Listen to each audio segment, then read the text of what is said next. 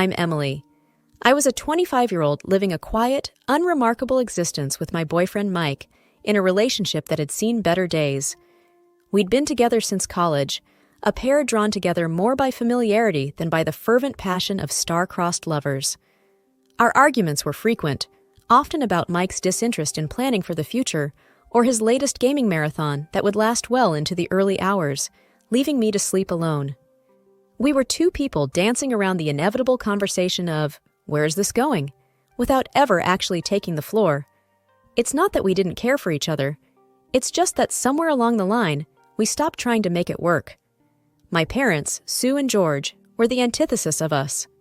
Married for over 30 years, they still exchanged loving glances and shared private jokes, their bond seemingly unbreakable. They were my foundation, the steadfast love I aspired to find for myself, even if it wasn't going to be with Mike. On the evening of the crash, I remember arguing with Mike over something as trivial as unsorted laundry. He had promised to do it, and once again, the promise was as empty as the laundry basket was full. "Can't you just do one thing you say you're going to do?" I had asked, exasperation straining my voice. "It's just laundry, Em. It'll get done. Eventually," he had replied, his attention fixed on his computer screen. The argument had fizzled out as they usually did, with neither of us truly addressing the underlying issues. Later, as I sat in the back seat of my parents' car, the warmth of their chatter was a soothing balm to the residual frustration from the argument with Mike. They were celebrating another year of Mom's life, and their joy was infectious. Then, the world turned on its axis. Headlights merged with the sound of metal on metal, and everything went black. When I awoke, it was to the antiseptic smell of a hospital, the relentless beeping of the heart monitor, and a heavy blanket of dread. The doctor's words were clinical and detached, but the message was clear. My parents didn't make it, and my legs, my perfectly normal, taken-for-granted legs, might never carry me again. The truth settled like a stone in my stomach. I was suddenly, terrifyingly alone. Mike, the man I had just argued with about laundry, was now my only connection to a life before the crash. The life where my biggest worry was whether he'd sort the whites from the colors. As the reality of my parents' absence and my potential paralysis began to truly register, a hollow despair took root in me. The future, once a landscape of possibilities, now seemed like a barren field. The hospital room was a bubble where time moved both too quickly and not at all. After what seemed like an eternity of white walls and echoing silence, Mike walked in, his parents, Janet and Bob, a step behind him. The atmosphere was thick with a somberness that made my heart sink even lower, if that was possible. Mike pulled a chair up next to my bed and took my hand, his usual bravado absent. His parents stood by the door, a united front of awkward concern. "Hey, Em," Mike began, his voice a rough whisper. "I've been doing some thinking, a lot of thinking, actually." "Thinking?" I echoed, my voice dull. "About what?" "About us," he said, and his eyes met mine, filled with an emotion I couldn't quite place. All of this, it's made me see how short life can be." I wanted to say something, to ask what he meant, but the words seemed to stick in my throat. "I don't want to wait for the perfect moment anymore because it might never come," he continued, squeezing my hand. "What I'm trying to say is, will you marry me, Emily?" The question hung in the air, heavy and unexpected. It was the last thing I thought I'd hear, especially now. I searched his face for a sign of the impulsive Mike I knew, the one who acted first and thought later. But all I saw was earnestness. His mother, Janet, stepped forward, her hands clasped in front of her. "We want you to be a part of our family, Emily. We'll take care of you." "And it's not out of pity," Bob added quickly. "It's because we love you, and we want to support Mike in taking this step."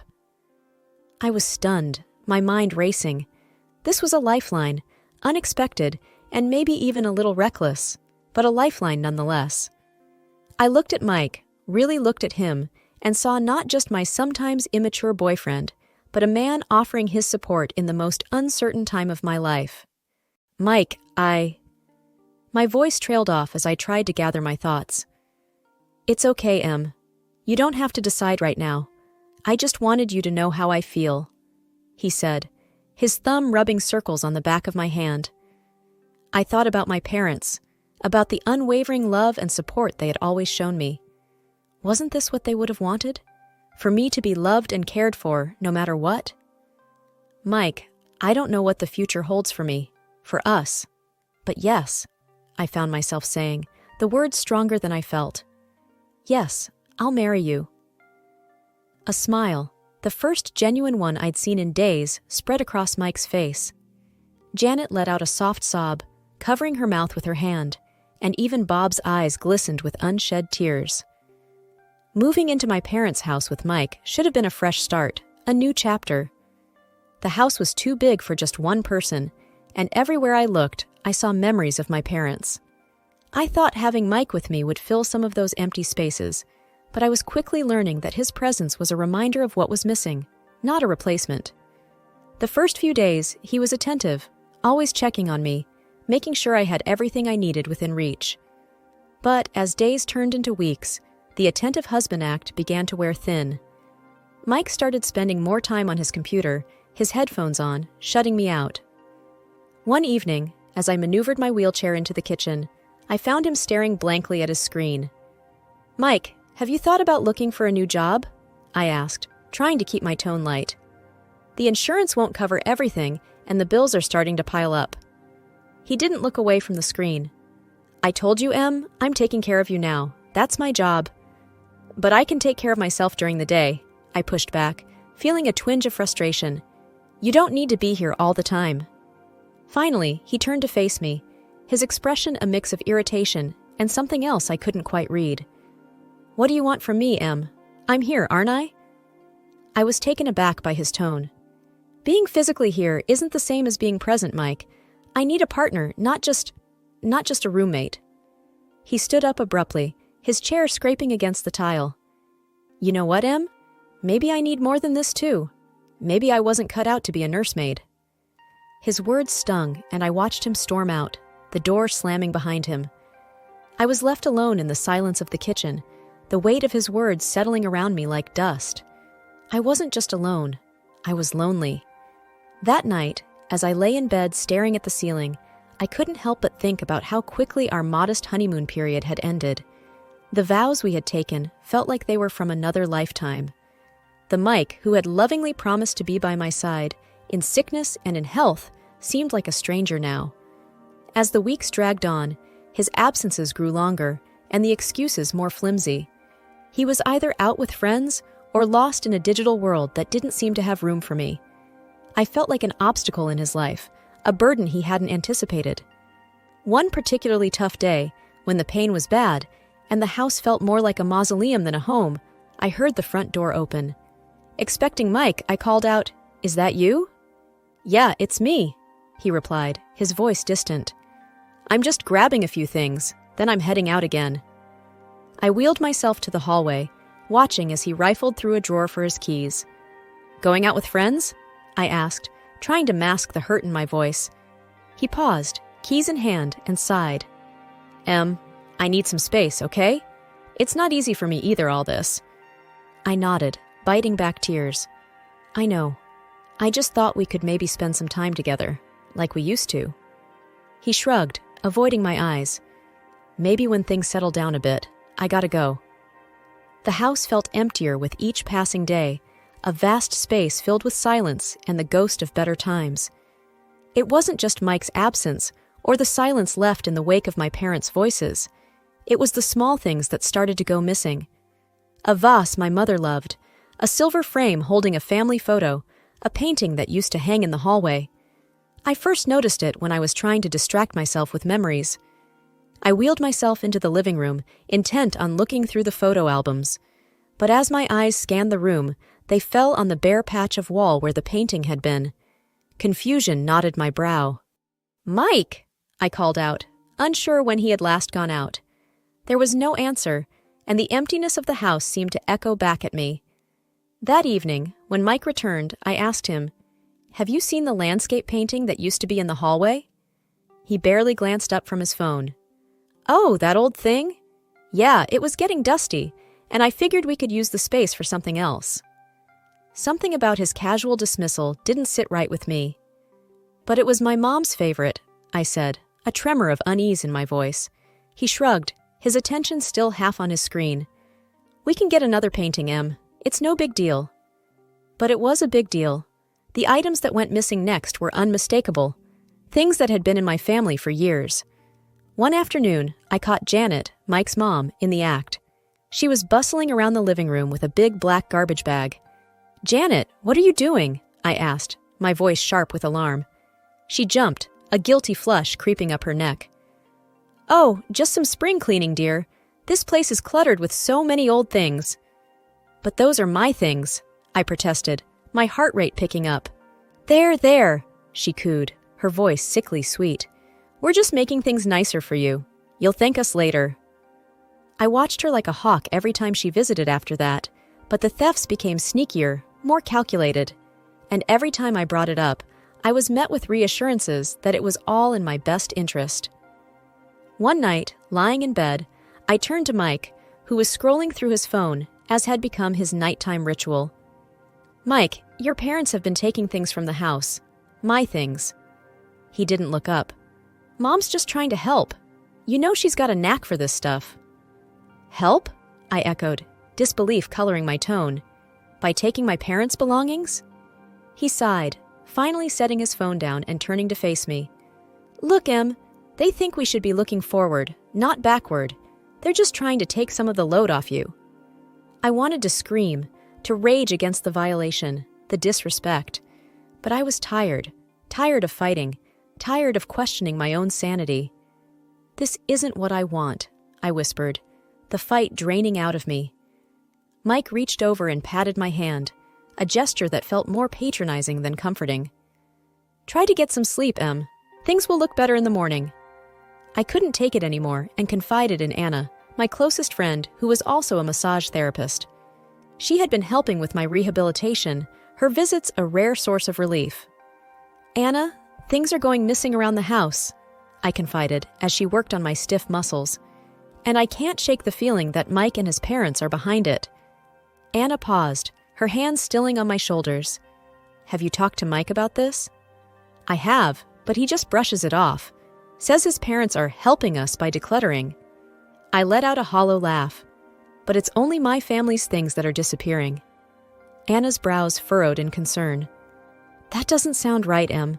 Do you want me to do something? Maybe come by more often? Keep an eye out?" The idea sparked something in me, a plan forming from the embers of my frustration. "Could you, I don't know, maybe help me set up some sort of camera or something to record what's going on when I'm not in the room?" With a nod of determination, Anna agreed. "I'll bring something over tomorrow. We'll get to the bottom of this." True to her word, Anna came back the next day with some discreet recording devices, which she placed in strategic locations around the house. It felt like something out of a spy movie, and if I wasn't so desperate for the truth, I might have laughed at the absurdity of it all. A few days later, Anna returned with the recordings, and we sat down to listen. The voices of Mike and his parents filled the room, and the blood in my veins turned to ice as their scheme unfolded through their casual conversation. "And once we get her committed, the house and everything in it will be ours," Mike's voice said, clear and cold. "Yeah, the place will sell for a fortune, and all those antiques? Pure profit," his mother added, her tone greedy. "We just need to make sure Emily doesn't catch on before we have everything in place," his father chimed in. Tears streamed down my face as I listened to their betrayal. These people, who had promised to care for me, to be my family, were plotting against me. Anna reached over, her hand gripping mine tightly. "We have to do something, Em," she said, her voice laced with anger. I wiped my eyes, the sorrow quickly giving way to a steely resolve. "We will. I'm not going to let them get away with this."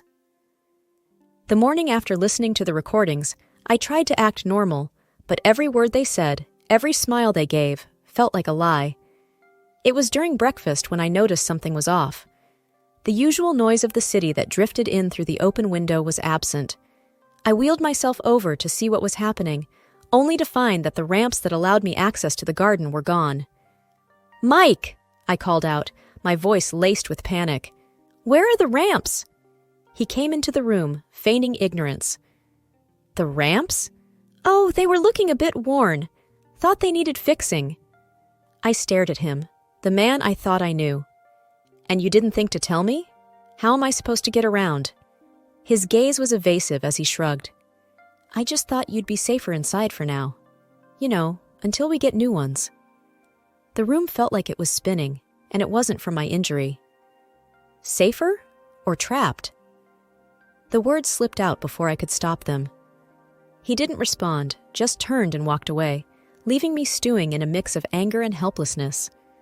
Later, when I asked Janet about it, she was syrupy sweet with false concern. We're just looking out for you, dear. We wouldn't want you to have an accident, she said, touching my shoulder with feigned tenderness. I pulled away from her touch, feeling the sting of their deceit. I didn't realize needing ramps qualified as a hazard, I replied, my voice steady though my insides were shaking. Janet's eyes hardened for a moment before she regained her composure. We're just trying to help, Emily. It's for the best. That night, as I lay in bed, the darkness felt oppressive. Mike was out again, probably drowning his guilt in cheap beer and cheaper thrills. I reached for my phone, the screen a small beacon in the dark, and dialed the number Anna had given me for emergencies. Anna, I whispered when she picked up. They've removed the ramps. I'm literally trapped in my own home. Her voice was firm, a lifeline in the tumultuous sea I was drowning in. Hang tight, Em. I'm going to make some calls. We're going to sort this out. Next day, I was in the kitchen when I heard the doorbell. My heart pounded as I maneuvered towards the entrance. It was Anna, flanked by a man and woman wearing crisp suits and stern expressions. They were from a local disability rights organization, here to assess my living situation. Beside them was my lawyer, Mr. Hammond, clutching a leather briefcase. Emily, we're here to make things right, Anna said, her determination matching the resolve in my chest. Mr. Hammond stepped forward. We need to establish the facts first, Emily. I'll need to see the house. Check against the inventory of your parents' belongings. As we moved through the house, the representatives from the service took notes, their disapproval clear at the missing ramps and the blatant disregard for my welfare. Mike walked in during the commotion, surprise etching his face. Em, what's going on? Who are these people? I looked at him, really looked at him, allowing the full weight of my gaze to settle on his shoulders. I'm taking back control, Mike. This is my lawyer, and these are advocates for people with disabilities. They're here to ensure my home is safe and that my rights are respected. Janet and Bob entered the fray, confusion turning to fear as they realized the seriousness of the situation. Emily, darling, what is this about? Janet's voice trembled. It's about my rights, my home, and the truth, I said, my voice steady despite the storm raging inside me. Mr. Hammond is here to confirm the inventory of my inheritance. Mr. Hammond opened his briefcase, pulling out documents and photographs. We have detailed records of all items bequeathed to Mrs. Harper. It seems several are missing. Bob's face paled. Now, Emily, I'm sure this is all just a misunderstanding. There's no misunderstanding, I replied, the recordings Anna had provided playing in my head. And I have more than just missing items to discuss.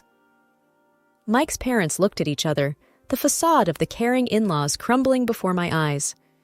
Mike stood there, silent, the reality of the situation dawning on him. Anna moved closer to me. We also have evidence of the conversations you've had regarding Emily's property and well-being. The advocates from the Disability Service spoke up. Removing access to the ramps is a direct violation of Mrs. Harper's rights. We'll be taking action. As Mr. Hammond laid out the evidence of their theft and their plans for my future, I saw the trap I had been in from the outside. But now, the tables had turned. I was no longer the victim in their game. I was the one calling the shots. Mike finally found his voice. I can explain. But I shook my head. Save it, Mike. I've heard enough. Janet started to cry, and Bob put an arm around her, but there was no comfort to be found in their deceit. The day of the trial was a culmination of everything I had endured. The courtroom was stark, the air thick with tension. Mike and his parents were on one side, looking nothing like the family that had once promised to care for me. I was on the other, with Anna beside me and Mr. Hammond at the ready, with his briefcase of evidence. As the proceedings began, the judge looked down at us from his bench, his gaze lingering on me for a moment. "We are here to examine the evidence regarding the allegations of theft and the premeditated exploitation of Emily Harper," he said. Mr. Hammond presented the recordings, the inventory discrepancies, and testimonies from the disability advocates. The evidence was damning, and Mike's family could do little but squirm under the weight of their own deceit. Janet sobbed quietly, her sobs a soundtrack to the unraveling of their scheme. "We never meant for things to go this far," she whispered, when it was her turn to speak.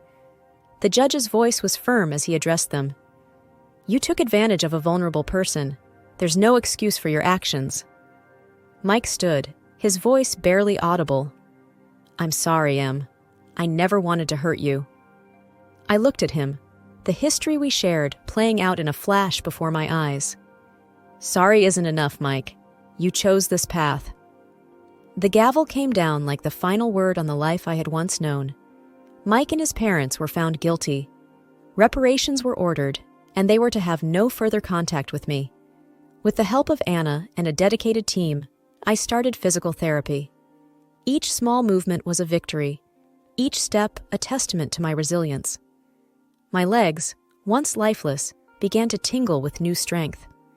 One day, as I managed to stand with the help of parallel bars, Anna cheered me on. "Look at you, Em, you're doing it!" The smile on my face was mirrored in her own. "I am, aren't I?"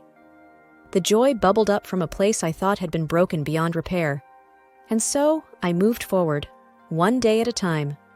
The house, once a mausoleum of my past life, was slowly transformed back into a home, a sanctuary where I healed and grew stronger.